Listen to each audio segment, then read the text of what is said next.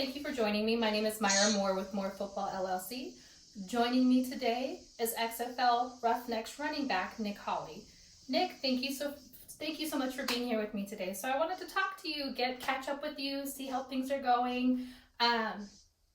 Everything kind of just went so fast. I mean, we were having a great season. Then all of a sudden it was just canceled, and now we have this pandemic. So how are you doing? What have you been up to lately? Well, first and foremost, I have to correct you. I got to put wide receiver, not running back. They changed my position on the roster the last week, so Nice. they figured that finally I was establishing myself in the slot, so they changed it. But just kind of focused on staying healthy and keeping everybody safe and doing the right things and trying to continue pursuing my career and kind of reminiscing on the memories and the games and the fun times that we did have, and sulking just a little bit that we didn't get an opportunity to finish things out and didn't get to continue to build. I feel as myself learning a new position, I was just now starting to get the hang of the position and was really starting to see some growth and some opportunities. So that kind of sucks, but the world's kind of at a halt right now, so I can't really complain all that much. Hopefully I'll continue to pursue my dream and build off of what I already established. And before I get into what I wanted to ask you, you're right. You were establishing yourself. I mean, you were doing some amazing things, especially transitioning from your primary position as running back into a wide receiver. And, the connection that you and PJ were making, it was phenomenal. And everybody was literally, when we would tune in, I would sit there and wonder, okay, is he coming out right now? Is he coming out right now?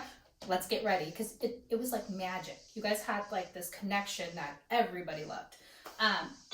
Speaking of that, so there was a couple of things in the first or second game that was kind of touched on as far as your background. You've been through some adversity as far as a player, your health. Can you talk to us a little bit about that? What happened to you, where you've come from, the things that you've had to overcome? Yeah.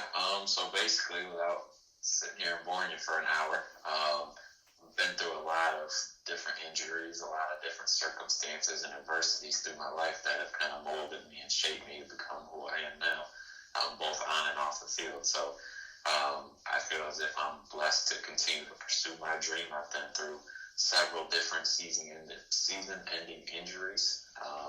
Been through losing my mother. I've been through some other obstacles that just have been tough to overcome, but definitely have made me stronger as an individual and has basically given me the opportunity to hone in on certain skills and tune in on certain knowledges of my body to not only create a better individual physically, but a better individual mentally. So it's been a blessing in disguise. That's amazing, especially to have that type of spirit and attitude, right? Because you, just by the sounds of it and from what was being discussed, you've gone through so much. And a lot of people would have been, I'm done. I'm tired. My it's over. But yet, here you are. And we were rooting for you. Like, you were one of the guys that we looked for on the team. And we were happy to see every single, weekend watching you play. And speaking of your team, undefeated. The last undefeated team. How, as a team, you guys flowed so well. I mean, we loved watching you guys play, but how did it feel to be on that team, to know that, you probably could have won the championship if everything would have kept going the way it was? Well, I'm going to give you an answer you won't expect. It's frustrating. Really? Because we didn't even scratch the surface of our potential. And that's what was upsetting, was our chemistry wasn't there yet. We were building chemistry. We were coming together. But we had left so many plays out on the field that when you go back, the games that were close really shouldn't have been close. And not disrespecting other teams, but we had a very talented team and a team that came together, and we just didn't play up to that expectation. So in a way, it was frustrating that there was so many opportunities left on the field. And it was also encouraging, though, that there was that many opportunities left on the field to where we could even be so much better than what we were, and we were undefeated. So it was encouraging and frustrating at the same time. But all in all, it was exciting. It was fun.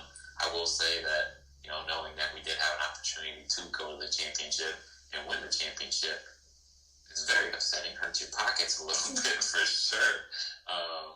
But, you know, it would have been nice to officially been crowned or, you know, had the opportunity to be crowned the XFL 2020 first inaugural season champions. So it would have been a good time. It would have been fun. And it could have been something that nobody could take from us. But now we just have to settle with what if. Yeah, and that's the hardest part, right? Is the what ifs. And I think it kind of left all of us, you know, what if this could have happened, that could have happened. But I mean, the only thing we can now do is look forward to next season, and it's kind of so many, right? With all the league opening up your guys' contracts, and now you can be picked up by the NFL.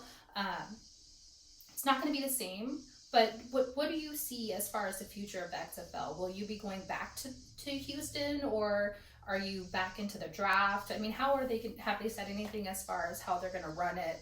Like, are you still on that roster, and then you'll start when the new season comes up, or is it a draft again? Your guess is better than mine.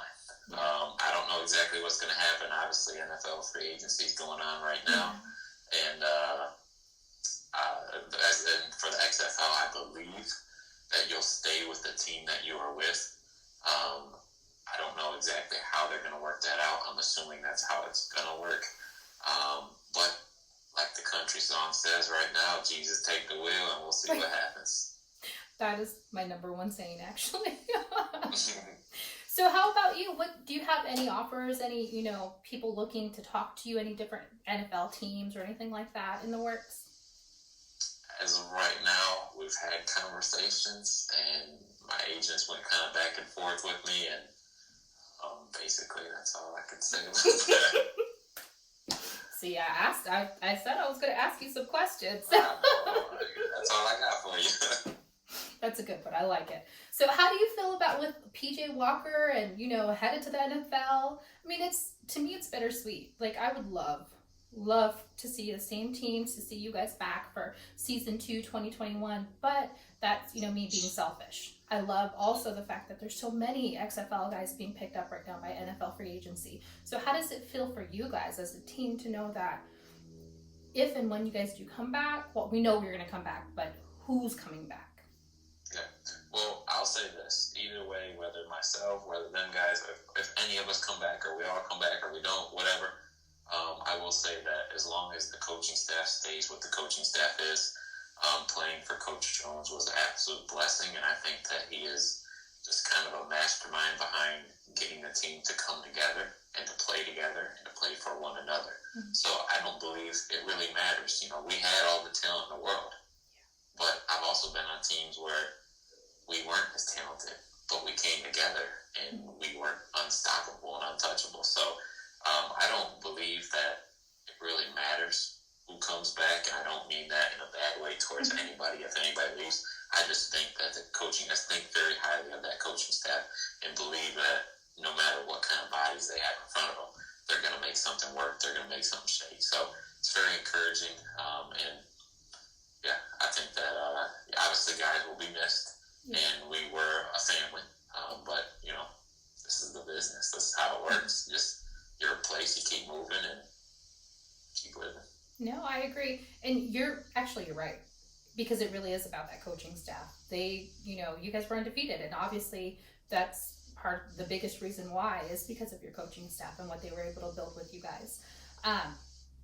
Well, I'm excited. I hope, and I've been watching Twitter every day to see the next XFL player, so I'm hoping that we see your name out there and that you go to the Niners, because that's my team. I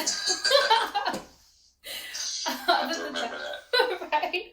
49ers, just saying. But other than that, Nick, I really want to thank you so much. I know you have a lot going on, and it's hard to pin you down, so I won't take up too much of your time, but thank you so much, and we really appreciated, you know, everything that you guys were doing, and we just love the XFL. So I'm ready for season 2021, and you know, if I don't see you next season, I'll be rooting for you. Even though you may not be on my Niners, I'll still root for you. It sounds good. I appreciate it. Thank you. You have a good one, Nick.